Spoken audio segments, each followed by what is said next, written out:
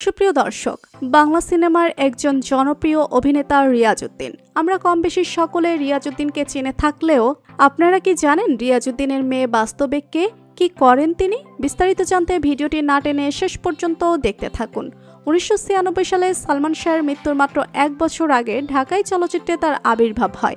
যদিও প্রথম 2 বছর সালমানের দাপটে অনেকটা আড়ালে ছিল তার প্রতিভা, কিন্তু সালমান শাহের মৃত্যুর পর যে অল্প কয়েকজন অভিনেতা বাংলা সিনেমাকে তুলে ধরেছিল সেই কৃতিত্বের অনেকটাই দাবিদার রিয়াজ।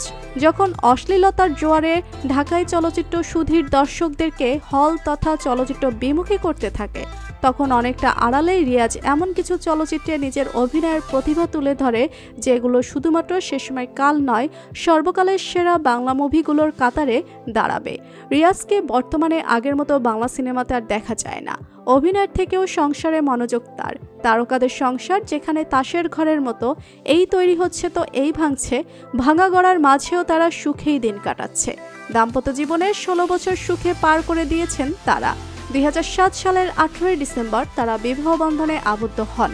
রিয়াজ উদ্দিনের স্ত্রী তিনা ছিলেন বিনোদন বিচিত্রা ফটোসুন্দরী। 2004 সালের ফটোসুন্দরী বিজয় ছিলেন তিনা। টুকটাক নাটক ও বিজ্ঞাপনের মডেলও হয়েছিলেন। এর পাশাপাশি স্বামী কেন আসামি ও ব্ল্যাকআউট দুটি ছবিতে অভিনয় করেছিলেন তিনা। 2007 সালে বিয়ে করার পর প্রায় 8 বছর পর 2015 সালের একজন তাদের ঘর আলো করে আসে এটি কন্যা সন্তান, যার নাম আমেরা সিদ্দিকী। আমেরা দেখতে অত্যন্ত সুন্দর। দাম্পত্য জীবনে 16 বছরে পদার্পণ এবং মেয়ের প্রসঙ্গে চিত্রনায়ক রিয়াজ বলেন, দেখতে দেখতে পার হয়ে গেল 16টি বছর। এর মধ্যে সব থেকে বড় প্রাপ্তি আমাদের সন্তান আমেরা।